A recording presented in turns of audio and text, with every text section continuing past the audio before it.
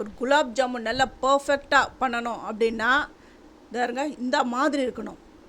அதை அப்படி ஸ்பூனில் இப்படி எடுத்தால் நல்லா சாஃப்டாக ஃப்ளஃபியாக உள்ளே பார்த்திங்களா எப்படி ஸ்பாஞ்சி மாதிரி இருக்குது பாருங்கள். அந்த ஜீராவை அப்படியே செக் பண்ணிடுது பாருங்கள்.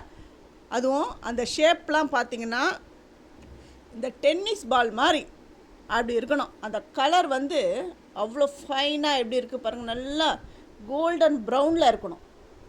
ஏற்கனவே பொரித்து வச்சுட்டு அந்த ஜீராவில் போட்டு எடுத்து வச்சுட்டேன். ஒரு 5 நிமிஷம் ஊறிடுது, எடுத்து வச்சுட்டேன். அடுத்த ஜாமுன்களை பொரிச்சிட்டு அந்த பக்கத்தில் நான் ஜீரா வாட்டர் வச்சுருக்கேன், அதில் நான் சேர்த்துடுவேன். அப்படி எடுத்துகிட்டு அந்த பாருங்கள், ஏன்னா ஜீரா வந்து கொஞ்சம் கம்மியாகிடுது. அதனால் திருப்பி நான் வந்து ஜீரா ரெடி பண்ணிவிட்டு இந்த குலோப் ஜாமுனில் நான் சேர்க்க போகிறேன். இந்த மாதிரி இருக்கணும். எப்போவுமே ஃபெயிலே ஆகாத அளவுக்கு குலாப் ஜாமுன் எப்படி பண்ணுறது அப்படின்ற வீடியோவை என்னுடைய சேது சித்ரா கிச்சனில் நான் வந்து போட்டிருக்கேன். நீங்கள் போய் பாருங்கள். பிகினர்ஸ் கூட அந்த ஃபஸ்ட் அட்டம்ப்ட்லேயே ரொம்ப நல்லா சூப்பராக பண்ணுவாங்க. அப்படியே போய்ட்டு என்னுடைய வீடியோ பார்க்குறவங்க சப்ஸ்கிரைப் பண்ணலைன்னா சப்ஸ்கிரைப் பண்ணிவிட்டு ஆல் அண்ட் ஆப்ஷனை தொட்டு பாருங்கள். பாருங்க 5 நிமிஷம் தான் இது ஊறி இருக்குது. இப்படி லைட்டாக ப்ரெஸ் பண்ணுறது பாருங்கள். அதுக்குள்ளே ஜீராவை எப்படி செக் பண்ணிட்டு பாருங்கள். பாருங்க எப்படி வந்துடுதுன்னு பாருங்கள். நல்லா ஸ்பாஞ்சியாக ரொம்ப நல்லா இருக்குது. இப்போ நான் வந்து ஜீராவை ரெடி பண்ணிவிட்டு அது ஃபுல்லாக நான் விட்டுட்டேன்.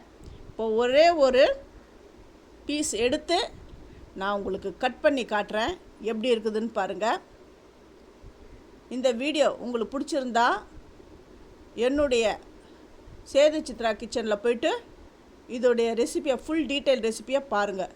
உங்கள் ஃப்ரெண்ட்ஸுக்கும் அப்படியே ஷேர் பண்ணி விடுங்க, அவங்களுக்கும் ஹெல்ப்ஃபுல்லாக இருக்கும். இதை நான் அமுத்தி காட்டுறேன். எவ்வளோ ஒரு சாஃப்டாக எனக்கு ஃப்ளஃபியாக இருக்குது. அப்படியே ஸ்பூன்லேயே அப்படியே எடுத்து காட்டுறேன் பாருங்கள். அப்படி அது பார்க்கும்பொழுது அப்படியே எடுத்து சாப்பிடணும் போல் தோணணும். அந்த அளவுக்கு நம்ம எந்த ஸ்வீட் பண்ணாலும் இந்த மாதிரி மெத்தடில் பண்ணணும். அது பாருங்கள் எவ்வளோ ஒரு soft and spongy gulab jamun. இது வந்து சுகர்லெஸ் கோவாவில் தான் பண்ணேன். எந்த அளவு அந்த சுகர்லெஸ் கோவாவுக்கு எந்த அளவுக்கு மைதா மாவு சேர்க்கணுன்றது எல்லாமே சொல்லியிருக்கேன்.